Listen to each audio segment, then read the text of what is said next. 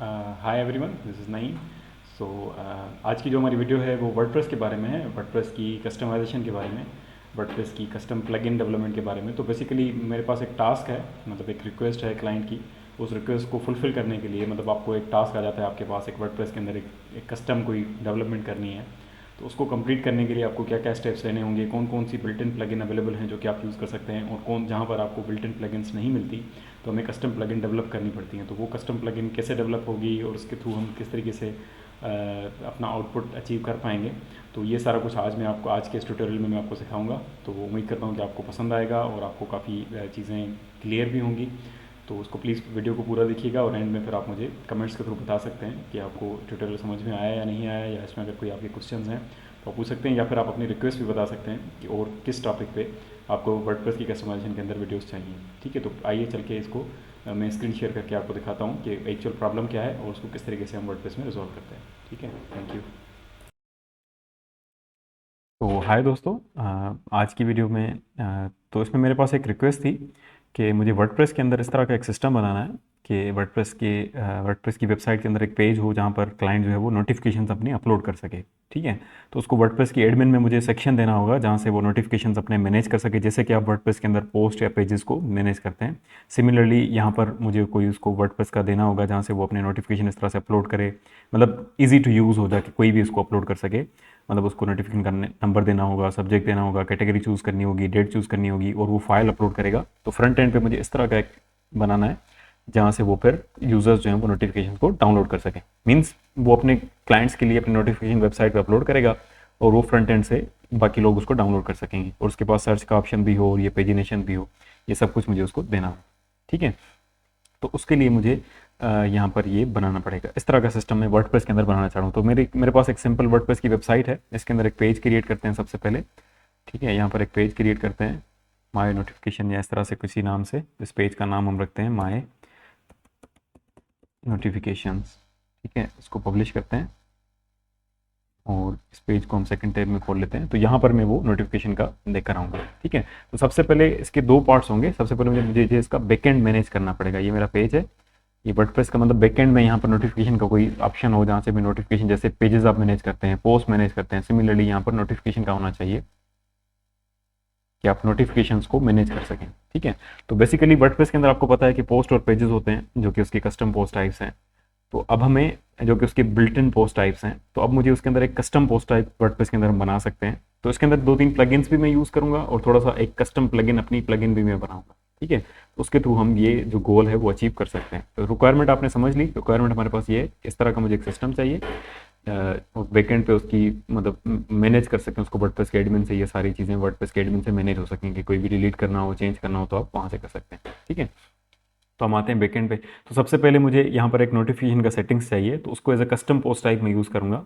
तो उसके लिए भी आप कोड से भी कर सकते हैं, प्लगइन से भी कर सकते हैं। तो उसके लिए एक प्लगइन है, उसको बोलते हैं CPT UI। CPT means custom post type UI। तो आप यहाँ पर लिखेंगे CPT UI, तो वो प्लगइन है जो कि आपको इंस्टॉल करना होगा। ठीक है, अब ये CPT UI प्लगइन आपको एड न्यू में जाना पड़ेगा और यहाँ पर आप जाके लिखेंगे CPT UI। ठीक है, तो ये प्लगइन आपको एक मिल जाएगा, कस्टम पोस्ट टाइप UI, जो कि मेरे पास ऑलरेडी इंस्टॉल्ड और एक्टिव है। आपके पास नहीं होगा तो आप इसको इंस्टॉल करेंगे, उसके बाद एक्टिव होगा। तो जैसे ही आप इसको एक्टिव करेंगे तो यहाँ पर आपके पास CPT UI का एक मेन्यू आ जाएगा। यहाँ से अब आप अपनी मर्जी की कस्टम पोस्ट टाइप्स बना सकते हैं। तो मुझे किसके लिए बनाना है, नोटिफिकेशंस के लिए। तो मैं यहाँ पर बनाऊंगा, उसको सबसे पहले स्लग देना पड़ेगा। स्लग मीन्स URL में उसका जो नाम आता है वो क्या आना चाहिए। तो मैं इसको यहाँ पर दे दूंगा नोटिफिकेशंस। ठीक है, नोटिफिकेशंस लिखते हैं और इसका प्लूरल लेबल देना होगा, तो आप यहाँ से दे सकते हैं नोटिफिकेशंस, और इसका सिंगुलर लेबल देना होगा, तो उसी को कॉपी करके हम यूज़ कर लेते हैं। इसके बाकी भी लेबल्स हैं कि एड न्यू के बटन में क्या आएगा, मेन्यू में क्या आएगा, तो वो आप खुद दे सकते हैं, या फिर आप यहाँ पर popular additional labels with based on these labels कर सकते हैं। तो बाकी लेबल्स आपके खुद ही बन जाएंगे। ठीक है, अब जो मेन्यू में माई नोटिफिकेशन आ रहा है इसको मैं हटा के नोटिफिकेशन कर दूंगा, बाकी जो है वो ठीक है। तो ये सारी लेबल्स हैं।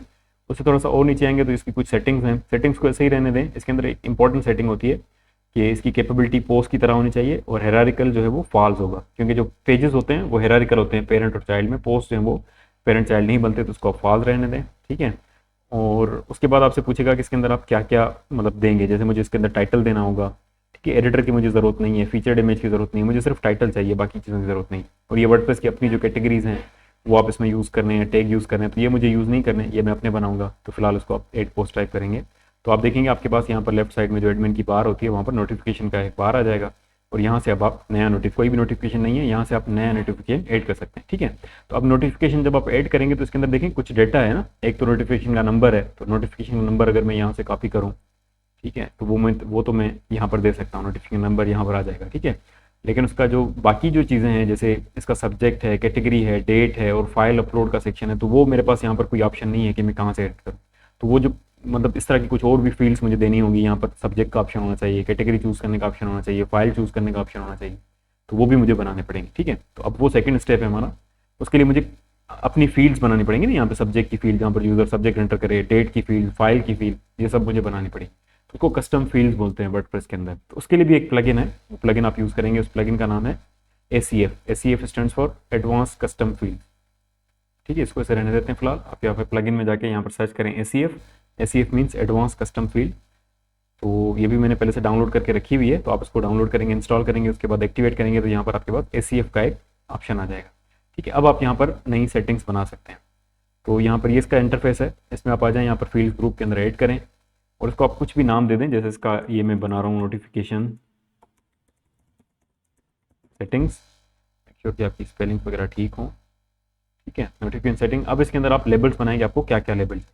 तो देखें, ये जो नोटिफिकेशन नंबर है ये तो मैं टाइटल में यूज़ कर लूँगा। दूसरा मुझे सब्जेक्ट के लिए चाहिए, सब्जेक्ट के लिए मुझे टेक्स्ट फील्ड चाहिए और इसका नाम हम रखेंगे सब्जेक्ट। ठीक है, फील्ड का नाम को दिया जाएगा, डिफ़ॉल्ट वैल्यू कुछ देना चाहें दे सकते हैं। बाकी इसको मतलब इसके अंदर वो वैलिडेशन वगैरह भी है कि कितने करेक्टर्स आने चाहिए, रिक्वायर्ड है या नहीं है। प्रेजेंटेशन आप सेट कर सकते हैं, इंस्ट्रक्शन कोई देना चाहें, प्लेस होल्डर, कलर वगैरह दे सकते हैं। ठीक है, कंडीशनल लॉजिक इस पर अप्लाई कर सकते हैं। तो एक फील्ड मुझे ये चाहिए, मुझे एक और फील्ड चाहिए, यहाँ पर आपके पास एड फील्ड का ऑप्शन है, इस पर क्लिक करें। तो एक और फील्ड मुझे चाहिए, कैटेगरी को हम एज अ फील्ड यूज़ नहीं करेंगे, डेट के लिए मुझे फील्ड चाहिए, तो हम यहाँ पर डेट लिख देते हैं। तो अब देखते हैं इसके अंदर फील्ड सारी अवेलेबल है, टेक्स्ट है, टेक्स्ट एरिया है, नंबर है, इसके अंदर डेट पिकर भी होगा, जिसके अंदर कैलेंडर आ जाए खुद ही। डेट पिकर पर क्लिक करें और यहाँ पर आप लिख दें डेट, इसका नाम डेट आ जाएगा। आप इसकी फॉर्मेट वगैरह चूज़ कर सकते हैं, जो आपको फॉर्मेट चाहिए। ठीक है, बाकी आप ऐसे रहने दें। उसके बाद एक और फील्ड मुझे चाहिए जिसके अंदर यूज़र फाइल अपलोड करेंगे। ठीक है, उसके लिए यहाँ पर आप फाइल का ढूंढ सकते हैं, फाइल का देखें ऑप्शन है और यहाँ पर आप लिखते हैं फाइल, ये जो फाइल आ जाएगा। और ये आपको पूछेगा कि ये रिटर्न क्या करे, तो मैं इसको बोलूँगा कि फाइल की ID रिटर्न करे। ठीक है, क्योंकि बैकेंड में मतलब उधर कोड के अंदर क्या रिटर्न होगा जो हम डिस्प्ले करें। इसको अभी सेव चेंजेस करते हैं, तो मैं बना लिए। ठीक है, अब आपको इसको जो फील्ड ग्रुप आपने बनाया उसको आपको रूल देना पड़ेगा कि ये कहाँ पर जाके डिस्प्ले हो। तो यहाँ पर सेटिंग्स के अंदर होता है लोकेशन रूल, यहाँ पर आप लिखेंगे post type is equals to, कहाँ पर शो होना चाहिए, नोटिफिकेशन पे। नोटिफिकेशन अभी हमने कस्टम पोस्ट टाइप बनाया था लास्ट स्टेप में। ठीक है, इस पर क्लिक करके आप इसको सेव चेंजेस करेंगे। अब आप यहाँ से नोटिफिकेशन में जाएंगे, एड न्यू नोटिफिकेशन जब आप करेंगे वहाँ पर आप देखेंगे आपके पास सब्जेक्ट का, डेट का और फाइल चूज करने का ऑप्शन। ठीक है, तो ये हमने सब्जेक्ट का भी बना लिया, डेट का भी बना लिया, फाइल चूज करने का ऑप्शन भी बना लिया। कैटेगरी का रहता है कि कैटेगरी के लिए भी हम इसी तरह की फील्ड्स बना सकते थे, लेकिन उसके लिए ज़रूरी है कि हम मतलब कैटेगरी जैसे होता है वर्डप्रेस में, उसी तरह से वर्डप्रेस की जैसे कैटेगरी होती है उसी तरह से बनाएं, ताकि कैटेगरी उसके अंदर पहले से पड़ी हो, आप वहाँ से चूज़ कर सकें। ठीक है, तो जैसे आप यहाँ पर देखें पोस्ट के अंदर जब आप जाते हैं, पोस्ट के अंदर उसकी कैटेगरीज होती है ना, आप यहाँ पर कैटेगरीज बना सकते हैं, या जब आप नई पोस्ट ऐड करते हैं तो आपके पास यहाँ पर कैटेगरीज का ऑप्शन होता है कि कैटेगरी जैसे वैल्यू वहाँ पर नहीं मिलती, आप ऐड कर सकते हैं। इसी तरह से मैं भी बनाना चाह रहा हूँ, उसको कस्टम टेक्सानॉमी कहते हैं। तो ये उसी प्लगइन CPT UI, उसके अंदर आपके पास ऑप्शन है कि आप कस्टम टेक्सानॉमी भी ऐड कर सकते हैं। इस पर क्लिक करें और आप यहाँ पर जो कैटेगरी बनाएंगे उस कैटेगरी का कोई प्लग दे दें URL में, मतलब उसका नाम क्या आएगा। तो उसको मैं सिर्फ कैटेगरी रखूँगा, तो वो वर्डप्रेस की अपनी कैटेगरीज भी हैं, उसके साथ कॉन्फ्लिक्ट होगा। तो इसका जो प्लग है वो मैं चेंज रखता हूँ, तो उसका मैं रखता हूँ नोटिफिकेशन अंडरस्कोर कैटेगरी। ठीक है, और की लेबल भले वही हो, लेबल से कोई फ़र्क नहीं पड़ता, तो उसको आप कैटेगरी बोल दें, कैटेगोरीज। ठीक है, और ये सिंगुलर लेबल कैटेगरी, और सेम बाकी जो लेबल्स हैं वो खुद ही बना लें। अभी आपसे पूछ रहा है जो आप कैटेगरी बना रहे हैं ये कौन सी पोस्ट के लिए बना रहे हैं, मतलब पोस्ट के लिए, पेजेस के लिए, या नोटिफिकेशन के लिए। तो हमें ये नोटिफिकेशन के लिए चाहिए, तो यहाँ पर क्लिक करूँगा। कुछ सेटिंग्स भी होती हैं, लेबल्स तो सारी आपकी आ गई। उसकी कुछ सेटिंग्स होती हैं कि ये आपकी हिरारिकल अगेन ट्रू होगा या फॉल्स होगा।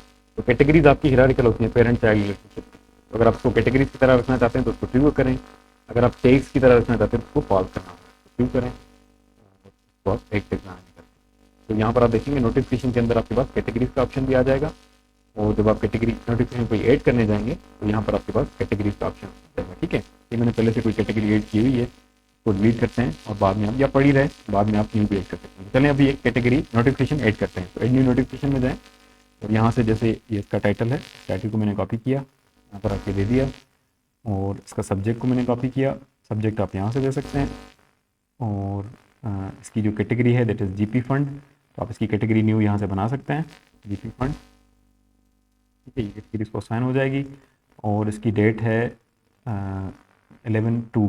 ठीक है, तो यहाँ से आप डेट चूज़ करें, जैसे 11/2 और इसके लिए फ़ाइल आप यहाँ से चूज़ कर सकते हैं। कोई भी पीडीएफ की फाइल पहले से आपके पास अपलोड है तो वो भी यूज़ कर सकते हैं या फिर आप नई फाइल भी यहाँ से अपलोड कर सकते हैं।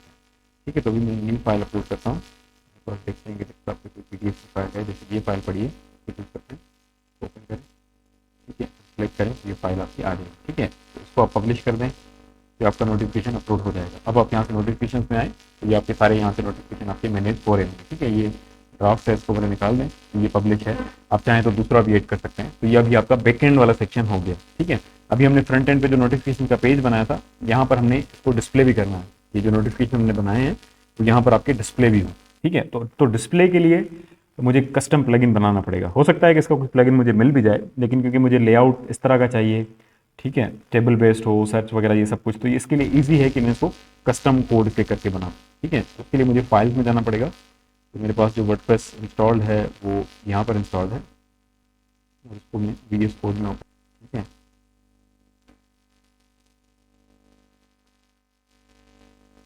ये मेरी वर्डप्रेस की फाइल्स हैं, इनको मैं VS कोड में ओपन करता हूँ। तो जब भी आप कोई नई प्लगइन बनाते हैं वो आपको यहाँ से आप देख लें कि वो आपको वर्डप्रेस के अंदर जो आपका WP कंटेंट का फोल्डर होता है उसके अंदर प्लगइन्स का फोल्डर होता है, हमेशा यहाँ पर आपको प्लगइन बनानी पड़ती है। तो आप यहाँ से बनाएं, VS कोड से बनाएं, एक ही बात है। तो आपको यहाँ पर उस पाथ पे आना पड़ेगा। तो ये देखिए प्लगइन्स का फोल्डर है, इस प्लगइन के फोल्डर के अंदर आपको एक और फोल्डर क्रिएट करना पड़ेगा। उस फोल्डर का नाम हम रखेंगे जो भी आप प्लगइन का नाम रखना चाहते हैं। तो इसका मैं नाम एक यूनिक सा रख रहा हूँ, WP DAC नोटिफिकेशन। ठीक है, और इसके अंदर एक फाइल, ये प्लगइन की फोल्डर होता है। ठीक है, अब इस प्लगइन के अंदर उसका एक मेन फाइल हमें बनानी पड़ती है, जैसे पता चले कि प्लगइन की मेन फाइल कौन है। तो इस फोल्डर के अंदर एक फाइल बनाऊंगा विद सेम नेम wp-dac-.php, ये PHP की फाइल होती है। ठीक है, तो आप इंडेक्स की फाइल भी बना सकते हैं, जैसे मेन फाइल आपको पता है कि index.php की होती है, या फिर प्लगइन्स के अंदर स्टैंडर्ड ये है कि आप जो प्लगइन है उसी नाम से आप मेन फाइल बनाएं। सबसे पहले प्लगइन के अंदर आपको डिफाइन करना पड़ता है कि प्लगइन का नाम क्या है, प्लगइन का ऑथर कौन है, प्लगइन की डिस्क्रिप्शन क्या है, ये सब चीज़ें आपको देनी पड़ती है। तो आप यहाँ से वर्डप्रेस की जो पहले से प्लगइन आपके पास पड़ी हुई हैं, आप उनमें से किसी भी प्लगइन को अगर देखेंगे तो उन सब के अंदर ये ऐसे ही होगा। ठीक है, तो जैसे मेरे पास एक एडवांस कस्टम फील्ड की प्लगइन जो भी हमने वहाँ से इंस्टॉल की थी पड़ी हुई है, इसकी मेन फाइल ये है cs.php। तो इसके अंदर देखें ये जो ऊपर लिखी हुई है ना चीज़ें, ये आप अपनी प्लगइन में भी डाल सकते हैं एज अ PHP कमेंट। तो यहाँ पर आप PHP के कमेंट से स्टार्ट करेंगे और फिर आप यहाँ पर जो भी चीज़ें आपको देनी है वो आप दे सकते हैं। जैसे सबसे पहले मुझे प्लगइन का नाम देना है, सिमिलरली आप यहाँ से कॉपी भी कर सकते हैं प्लगइन नेम। तो इसका मैं नाम रख रहा हूँ WP DAC नोटिफिकेशन। ठीक है, और भी आपको जो देना हो आप दे सकते हैं। जैसे मैं प्लगइन का URL देना चाह रहा हूँ, प्लगइन का URL तो खैर हमारा नहीं है, डिस्क्रिप्शन देना चाह रहा हूँ। ठीक है, इसके अंदर बाकी सारी चीज़ें ऑप्शनल हैं, बाकी जस्ट आपका जो प्लगइन का नाम है वो इंपॉर्टेंट है, वो देना होता है लाजमी। तो आप यहाँ से लिख सकते हैं कि customize WordPress with powerful professional. ठीक है, यही डिस्क्रिप्शन रहने दें, या फिर आप अपना भी डालना चाहें तो दे सकते हैं, customize WordPress with notifications layout something. ठीक है, और आप ऑथर का नाम दे दें। ठीक है, ऑथर मतलब प्लगइन किसने बनाया है, क्योंकि प्लगइन आपकी बाकी लोग यूज़ करते हैं ना, तो उनके पास ये इन्फॉर्मेशन सारी यहाँ से आती है। नहीं जो आप ऑथर का URL भी दे सकते हैं कि ऑथर की अगर कोई वेबसाइट है तो वो दे दें, टेक्स्ट डोमेन दे दें, कोई रिक्वायरमेंट्स हैं तो वो दे दें। ठीक है, तो ये सारी चीज़ें मैंने दे दी। अब सिर्फ ये थी मैंने सेव किया। चलते हैं वर्डप्रेस के एडमिन की तरफ। ये वर्डप्रेस का एडमिन है, यहाँ पर आप प्लगइन्स में जाएंगे तो आपको ये WP DAC नोटिफिकेशन की प्लगइन यहाँ पर नज़र आ जाएगी। ठीक है, देखिए प्लगइन पड़ी हुई है, ये जो मैंने लेआउट वगैरह दिया था, ऑथर का नाम दिया था, सब कुछ आ रहा है। आप इसको एक्टिवेट कर सकते हैं, प्लगइन आपकी एक्टिवेट हो गई। ठीक है, अभी इस प्लगइन के अंदर कोई कोड हमने नहीं किया तो कोई भी नज़र नहीं आ रहा हमें कुछ भी, लेकिन आपके पास ये प्लगइन आ गया। अब बेसिकली मुझे क्या करना है, इस प्लगइन के थ्रू मुझे ये बनाना है। तो यहाँ पर हमने एक पेज बनाया था माय नोटिफिकेशन का, मुझे इस तरह का लेआउट बनाना है। मैं इस प्लगइन का कोड करूँगा कि उस कोड के अंदर में वर्डप्रेस के अंदर जो हमने सेक्शन बनाया है, कस्टम पोस्ट टाइप बनाया है नोटिफिकेशन का, वो सारी नोटिफिकेशन लेकर आऊँगा। फिर उसकी जो कस्टम फील्ड्स बनाई है वो सारी लेकर आऊँगा और यहाँ पर टेबुलर फॉर्मेट में शो करनी है। ठीक है, तो सबसे पहले अगर किसी भी वर्डप्रेस के किसी प्लगइन के थ्रू किसी वर्डप्रेस के पेज या पोस्ट पे आप आउटपुट थ्रो कराना चाहते हैं, शो करना चाहते हैं, तो उसके लिए सबसे पहले आपको एक फंक्शन बनाना पड़ता है। वर्डप्रेस आपको पता है फंक्शनल बेस है, तो आप एक फंक्शन बनाएंगे, फंक्शन पीएचपी का फंक्शन, उसका कुछ भी नाम रख दें, जैसे आप लिख दें कि print underscore notification, print notifications. ठीक है, ये फंक्शन है जो कि नोटिफिकेशंस को प्रिंट करेगा। और यहाँ पर आप कुछ भी लिख सकते हैं, जैसे एक वेरिएबल ले दें कंटेंट और इसके अंदर कंटेंट लिख दें आउटपुट फ्रॉम प्लगइन। ठीक है, और ये फंक्शन आपको पता है कि फंक्शंस पीएचपी में रिटर्न करते हैं, तो आप इसको रिटर्न करा दें, रिटर्न, ये जो आपने वेरिएबल बनाया है इस वेरिएबल को रिटर्न करा दें। मतलब जब भी ये फंक्शन कॉल होगा तो ये वेरिएबल रिटर्न करेगा और वो वेरिएबल उधर प्रिंट हो जाएगा जहाँ पर भी आप कॉल करें। ठीक है, तो अब ये पीएचपी का फंक्शन है, पीएचपी का फंक्शन पीएचपी की फाइल्स में कॉल हो सकता है, लेकिन वर्डप्रेस के पेज पर यहाँ पर डायरेक्ट कॉल नहीं हो सकता। ठीक है, तो उसके लिए फिर आपको वर्डप्रेस के अंदर शॉर्ट कोड बनाना पड़ता है। आपको पता होगा प्लगइन्स आपने जितने भी यूज़ किए उसके अंदर शॉर्ट कोड्स होते हैं। तो वर्डप्रेस के अंदर अगर आप अपना शॉर्ट कोड बनाना चाहते हैं तो आप @short code का फंक्शन यूज़ करें। ये वर्डप्रेस का फंक्शन है, इसके अंदर आपको 2 आर्ग्यूमेंट्स देने होंगे। पहले शॉर्ट कोड का नाम, तो शॉर्ट कोड का नाम मैं रख रहा हूँ wp-dac नोटिफिकेशंस। ठीक है, और मतलब ये शॉर्ट कोड में जाके उधर पोस्ट में लिखूंगा या पेज में लिखूंगा, जहाँ पर भी मैं लिखूँ तो उसकी बेस पे ये इस पीएचपी के फंक्शन को कॉल करे। तो आप इस फंक्शन का नाम एज ए स्ट्रिंग इसके अंदर पास कर देंगे।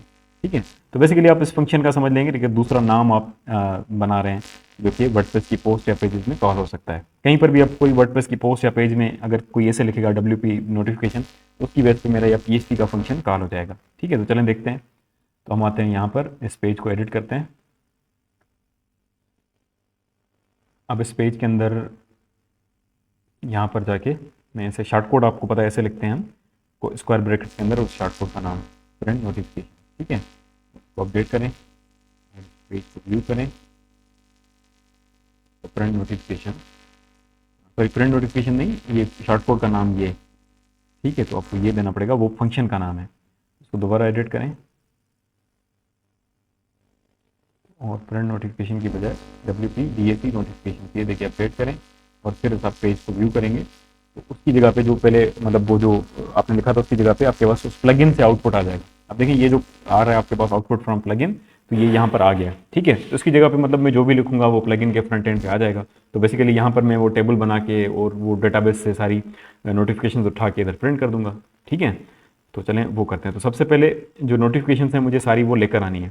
तो अगर हम नॉर्मली करते हैं पीएचपी में, आपको पता है कि फिर हमें डेटाबेस से क्वेरी चलानी पड़ती है, लेकिन यहाँ पर जो हमने नोटिफिकेशन बनाई है वर्डप्रेस की कस्टम पोस्ट टाइप बनाई है। ठीक है, तो उसके लिए वर्डप्रेस के पहले से ही फंक्शन सारे बने हुए, वही फंक्शन यूज़ करते हुए हम उसको यूज़ करेंगे।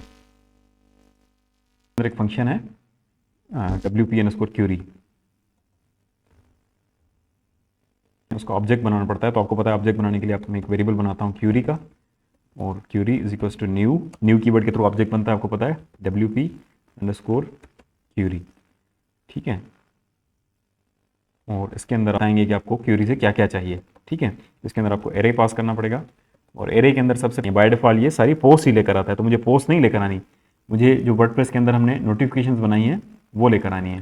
तो नोटिफिकेशन कौन सी है हमारी, ये बनानी है हमने नोटिफिकेशन। तो इसका पोस्ट टाइप कौन सा है, नोटिफिकेशन। हम इसको बताएंगे where post type is equal to notification. ठीक है, तो आप इसमें पहला आर्ग्यूमेंट देंगे पोस्ट अंडरस्कोर टाइप, क्योंकि ये एरे है तो ये इसकी की और इसकी वैल्यू आप देंगे नोटिफिकेशंस, तो ये नोटिफिकेशन लेकर आएगा। ठीक है, आर्ग्यूमेंट है वो आप इसको दे सकते हैं कि पोस्ट स्टेटस, मतलब पोस्ट का जो स्टेटस है वो क्या होना चाहिए, तो पब्लिश होना चाहिए, मतलब जो पब्लिश हो चुके हैं सिर्फ वही आए, और आपको कितने चाहिए। ठीक है, बाय डिफॉल्ट ये वर्डप्रेस की सेटिंग्स के अंदर लिखा होता है ना कि पोस्ट पर पेज आपको कितने चाहिए 10, तो ये 10 ही लेकर आएगा। तो अगर आपको सारे चाहिए तो आप ऐसे लिख सकते हैं पोस्ट अंडरस्कोर पर अंडरस्कोर पेज।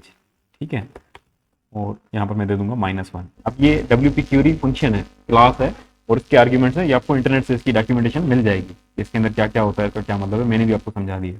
तो ये आपको क्यूरी रिटर्न करेगा। अब आप मुझे ये क्यूरी के अंदर जाहिर सी बात है जितने नोटिफिकेशन होंगे वो लेकर आएगा। अब उसको लूप करके हमें चलाना होगा। ठीक है, तो पहले चला के देखते हैं, फिर उसको टेबुलर फॉर्मेट में लेकर आते हैं। तो मुझे एक लूप चलाना पड़ेगा वाइल, और वाइल के अंदर आप ऐसे लिखेंगे $क्यूरी। जैसे आप चेक करेंगे कि इस क्यूरी के अंदर पोस्ट है या नहीं, तो वर्डप्रेस का अपना फंक्शन है हैव अंडरस्कोर पोस्ट। ठीक है। तो ये बताएगा कि इसके अंदर पोस्ट हैं या नहीं है, अगर हैं तो लूप चलेगा, अगर नहीं है तो नहीं चलेगा। तो आप यहाँ से लिख सकते हैं कुछ भी, इको लूप वर्किंग, ठीक है। अगर नहीं चलेगा तो नहीं आएगा। तो चलें जाके हम आउटपुट पे देखते हैं कि अगर लूप चल रहा होगा तो ये लूप वर्किंग का कोड हमारा आ जाएगा। तो आप देख सकते हैं कि लूप वर्किंग आपका चल रहा है और ये अभी इन्फिनिट चल गया है। इसको जल्दी जल्दी रोकते हैं, ठीक है। तो आपको पता है वाइल के अंदर जब तक आप कोई काउंटर ना लगाएं तो ये इन्फिनिट चलता रहेगा। मतलब वो चेक कर रहा है पोस्ट है फिर चल रहा है, फिर चेक कर रहा है पोस्ट है फिर चल रहा है, ठीक है। तो आपने उसको वो पोस्ट उसमें से निकाली नहीं है, जैसे हम फेच करते हैं ना, तो उसको फेच करना पड़ेगा। तो फिर आप ऐसे लिखेंगे डॉलर क्यूरी, रिकॉर्ड फंक्शन है द अंडरस्कोर पोस्ट। तो ये क्या करता है, उसमें से एक पोस्ट निकाल देता है, ठीक है। फिर नेक्स्ट टाइम जब जाएगा तो वो उसके मतलब दूसरी पोस्ट को चेक करेगा। अब आप चेक करें तो अब देखें लूप वर्किंग आपके पास ये आ रहा है, एक दफ़ा आ रहा है क्योंकि उसके अंदर एक ही आर्टिकल है। ये ऊपर क्यों आ गया, क्योंकि मैंने डायरेक्ट प्रिंट किया है, रिटर्न नहीं कराया, इस वजह से। रिटर्न कराऊंगा तो इधर आ जाएगा, ठीक है। तो अभी आपके पास एक पोस्ट है तो ये लूप वर्किंग एक दफ़ा आ रहा है। अगर एक और पोस्ट होगी तो उस दफ़ा उतनी टाइम लूप आपका चल रहा होगा। इट मीन्स यहाँ तक हमने कोड सही किया, ठीक है। अच्छा, तो इसको हम रिटर्न कराते हैं। तो मैं जैसे कंटेंट डॉट इक्वल्स टू, ठीक है, डॉट इक्वल का मतलब है मतलब कंटेंट की जो भी वैल्यू पहले है उसके अंदर ये नई वैल्यू ऐड करे। तो क्या ऐड करना है मुझे, पोस्ट का टाइटल। तो उसके लिए आपके पास फंक्शन है get underscore the underscore title, ठीक है। पोस्ट का जो टाइटल हमने दिया था वो आपको चाहिए, तो आपके पास पोस्ट का टाइटल आपके पास यहाँ पर आ जाएगा, ठीक है। तो इसी तरह से बाकी भी पोस्ट की जो इन्फॉर्मेशन है वो सारी आपके पास आ जाएगी। आप चाहें तो उनको वेरिएबल में बना के रख लें, चाहें तो आप उसको डायरेक्ट ही प्रिंट करें। तो अब उसको मुझे इस लेआउट में इसको लेकर आना है, ठीक है, टेबुलर बेस में। तो पहले एक टेबल HTML की टेबल बनाते हैं, उस पर स्टाइल वगैरह बाद में अप्लाई करें, पहले टेबल बनाते हैं। तो आपको पता है टेबल जो है वो लूप से पहले बनेगी। यहाँ पर मैं इसको टेबल बनाता हूँ, तो इसको मैं मतलब एज एन स्ट्रिंग वेरिएबल में रख रहा हूँ क्योंकि ये पूरा वेरिएबल मुझे रिटर्न करना है ना, इस वजह से डायरेक्ट मैं इसको प्रिंट नहीं कर सकता। तो मैं इधर लिखूंगा टेबल, HTML की टेबल बनाए और उसको कोई आईडी दे दे जो कि हम बाद में यूज़ करेंगे उसके स्टाइलिंग के लिए। इसको देते हैं हम नोटिफिकेशंस डैश टेबल, ठीक है, टेबल बना दे। उसके बाद इसके कुछ स्टैंडर्ड्स होते हैं कि आप कौन के मतलब टेबुलर HTML में वर्डप्रेस में कि आप टेबल ऐसे बनाएं, उसकी प्रॉपर जो मतलब फॉर्मेट है। जैसे इसके अंदर इसका एक टैग है टी हेड, मतलब हेड आप डिफाइन करें कि टेबल का हेड कौन सा है। फिर हेड के अंदर आपको पता है कि मतलब आपको सारे बताने पड़ते हैं कि इस टेबल के अंदर क्या क्या होगा, ठीक है। तो वो हेडिंग्स डिफाइन करनी होती हैं बेसिकली, तो हम हेडिंग्स डिफाइन कर लेते हैं। तो that is serial dot number,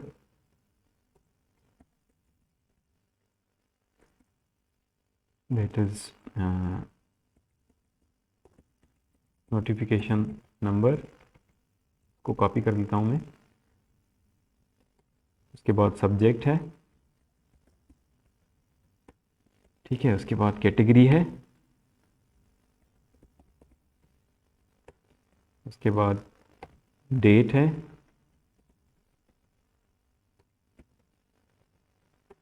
और उसके बाद फाइल है। चलिए जाके इसको देखते हैं, जिसके अंदर कोई एरर है। हाँ, मैंने यहाँ पर सेमीकोलन यूज़ नहीं किया। बंद करते हैं, वापस आते हैं इधर। तो ये टेबल हेड हमने बना दिया है, ठीक है। इसके बाद लूप के बाद हम टेबल को क्लोज भी करेंगे। कंटेंट टेबल, ये देखते हैं कि ये शो होता है या नहीं।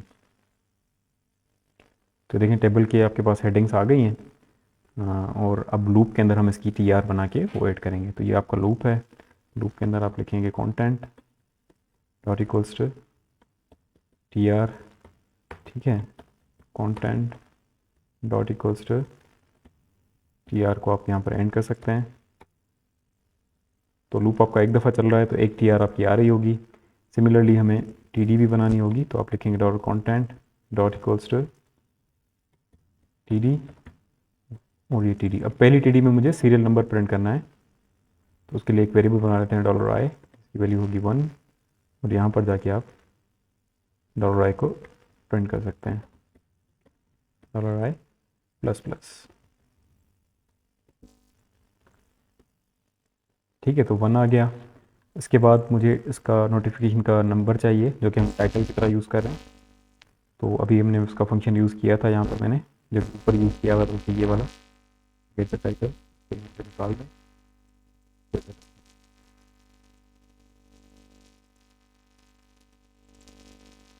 ठीक है, ये टाइटल आ गया आपके पास। स्टेप बाय स्टेप करके देखते जाएं तो आप देख पाते हैं टाइटल आ गया। उसके बाद सब्जेक्ट को हमने, आप बैकेंड में देख लें कि सब्जेक्ट को हमने क्या बनाया है। सब्जेक्ट यहाँ पर जो हम सब्जेक्ट दे रहे हैं, टाइटल तो आपका ये आ गया।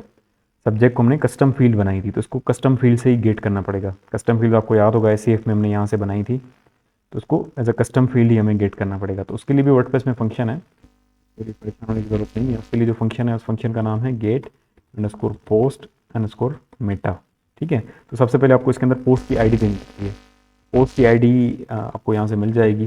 पोस्ट, उसको वेरिएबल में रख लेते हैं क्योंकि बाद में भी इसकी ज़रूरत पड़ेगी। तो उसके लिए आपके पास फंक्शन है get underscore the underscore ID. ठीक है, जो कि आपको करंट पोस्ट की आईडी रिटर्न करता है लूप के अंदर।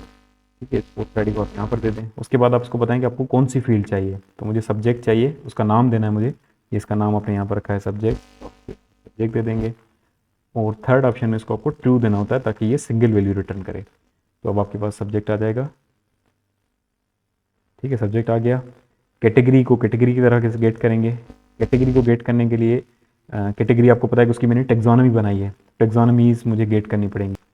ठीक है, एक फंक्शन है पीएचपी का get underscore the underscore terms.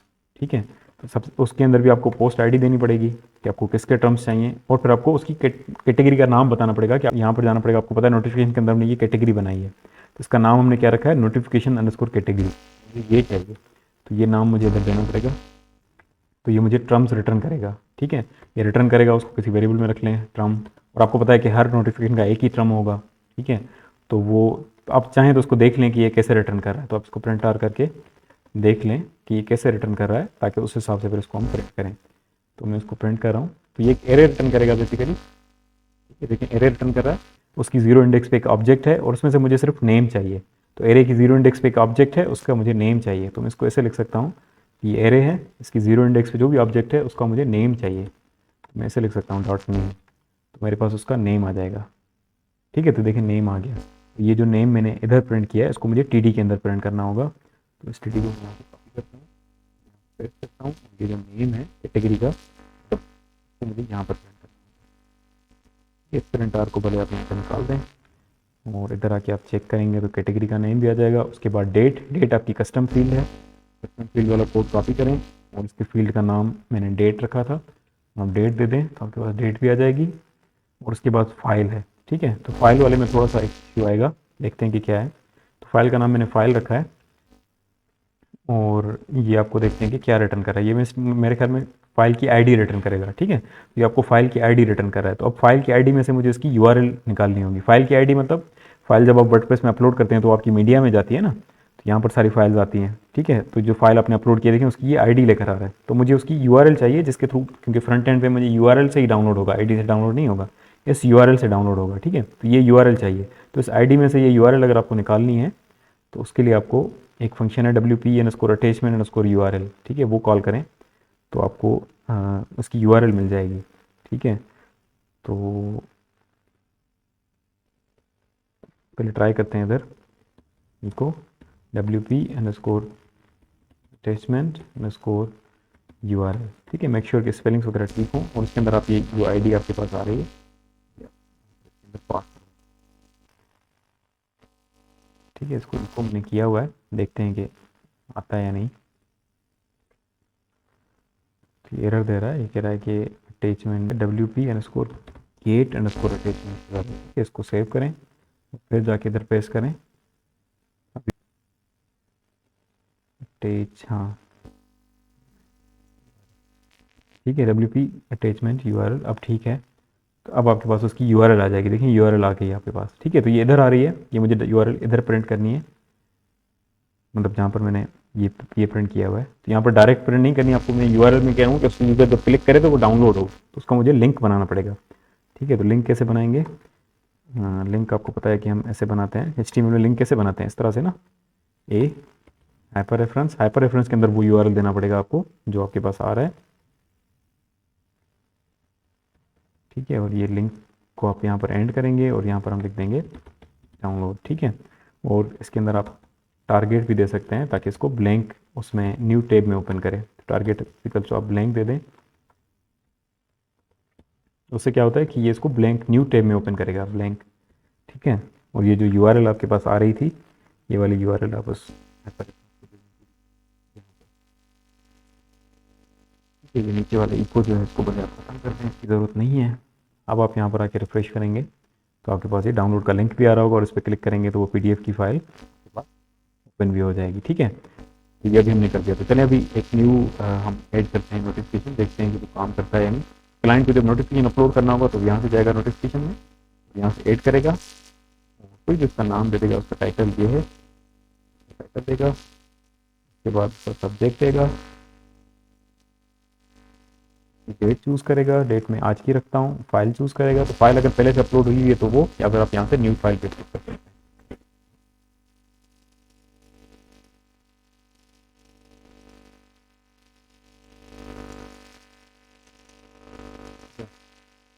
Select करता हूँ, कैटेगरी भी आप चूज़ कर सकते हैं, देखें कि कैटेगरी कौन सी है, ये है अर्न लीव। करें आप न्यू कैटेगरी ऐड कर सकते हैं, अर्न लीव कैटेगरी साइन हो जाएगी। पब्लिश करें, फ्रंट एंड पे जाके आप रिफ्रेश करेंगे तो आपका नया आर्टिकल ऊपर आ जाएगा, नोटिफिकेशन ऊपर आ जाएगा। ये इसका सब्जेक्ट, ये इसका टाइटल, ये इसकी कैटेगरी, ये इसकी डेट, और ये इसका डेट का फॉर्मेट सही नहीं आ रहा तो वो हम फिक्स कर सकते हैं। वो एस से जाना कर पड़ेगा आपको, एस में नोटिफिकेशन, ये जो डेट है,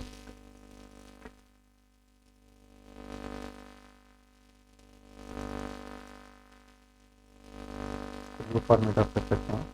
फॉर्मेट ये है, सेव करें,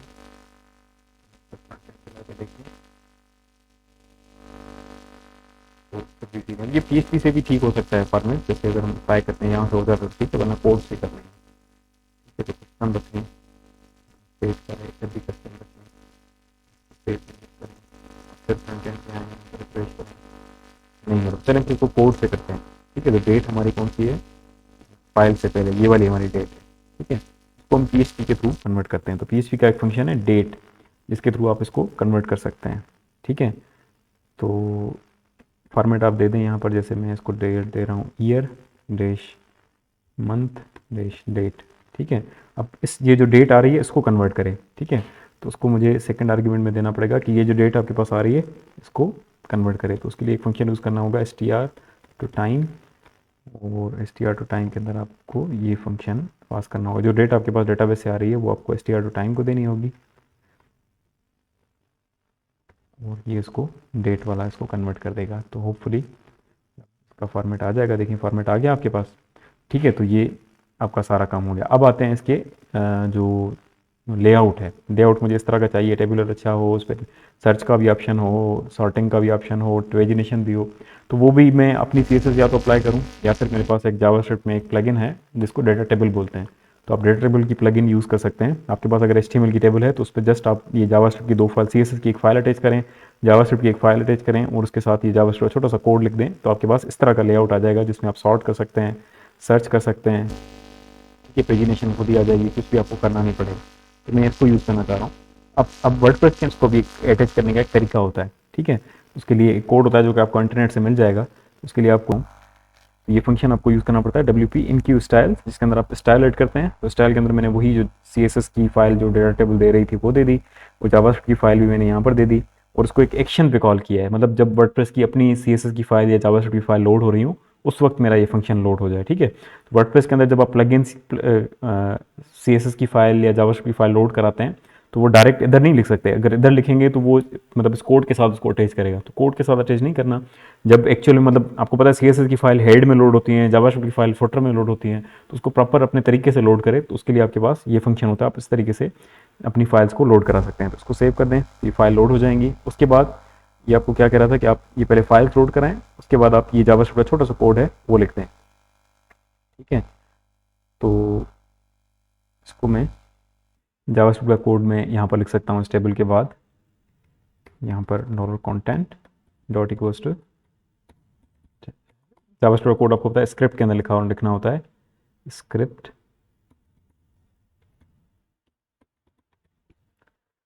और जो कोड्स ने दिया है वो दे दें। और यहाँ पर उस टेबल की जो आपकी टेबल है उस टेबल की आईडी आएगी। तो यहाँ पर टेबल मैंने बनाई थी, उस टेबल को मैंने आईडी दी थी ना, नोटिफिकेशन टेबल, आईडी आप यहाँ से कॉपी करें, और इसको जाके आप यहाँ पर दे दें।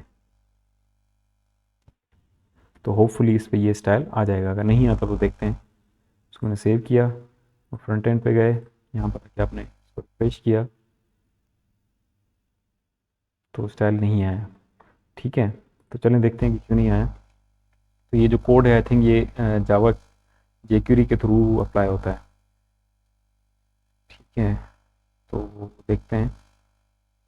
पहले देखें कि आपकी CSS और jQuery की फाइल आपने जो ऐड की थी, जावास्क्रिप्ट फाइल आपने जो ऐड की थी वो आ रही है या नहीं आ रही। तो आप यहाँ पर सर्च करें डेटा टेबल, तो देखें CSS की फाइल भी आपकी आ रही है और जावास्क्रिप्ट की फाइल भी आपकी आ रही होगी, जावास्क्रिप्ट फाइल भी आ रही है। ठीक है, तो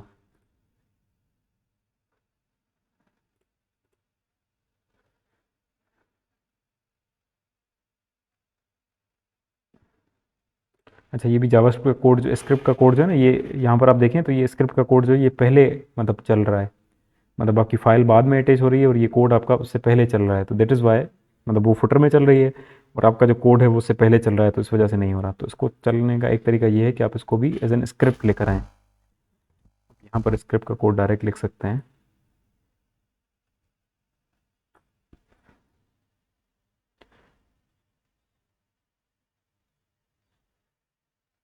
या फिर आप एक जावास्क्रिप्ट की अलग से फाइल बना दें एक, और फिर उसको दे दें।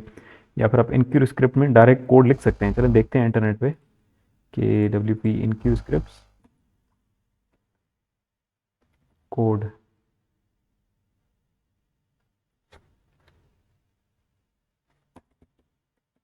SIDA file WP enqueue script inline code. मतलब मुझे इनलाइन कोड देना है, अलग से फाइल नहीं देनी। एक लाइन है ना, उसके लिए मैं अलग से फाइल क्या बनाऊँ। तो इनलाइन कोड देना है, तो उसके लिए वर्डप्रेस के फंक्शंस भी अवेलेबल हैं, उसके थ्रू भी कर सकते हैं या फिर आप खुद भी कर सकते हैं। ठीक है, तो ये देखिए इधर उन्होंने किया हुआ है कि माई स्क्रिप्ट।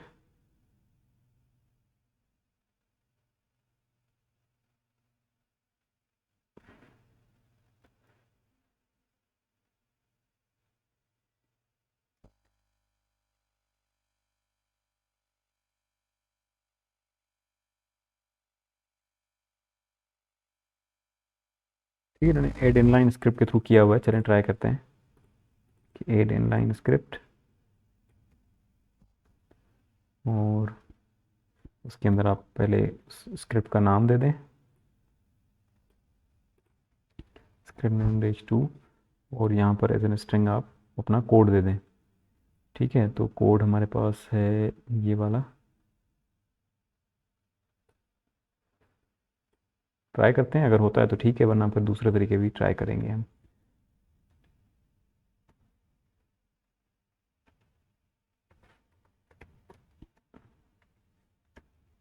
ठीक है, इसको रिफ़्रेश किया, इधर आके रिफ़्रेश करेंगे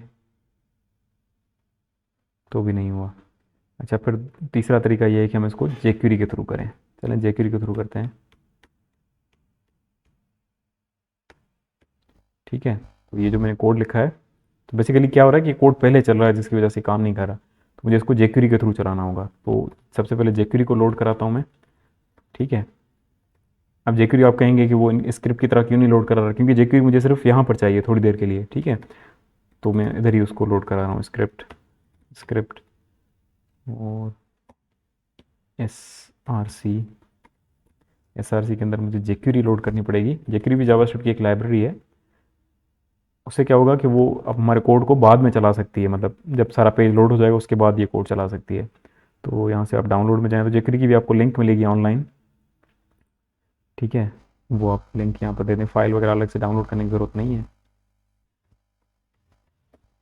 jQuery लोड हो गई, उसके बाद आप यहाँ पर स्क्रिप्ट में जाके लिखेंगे jQuery।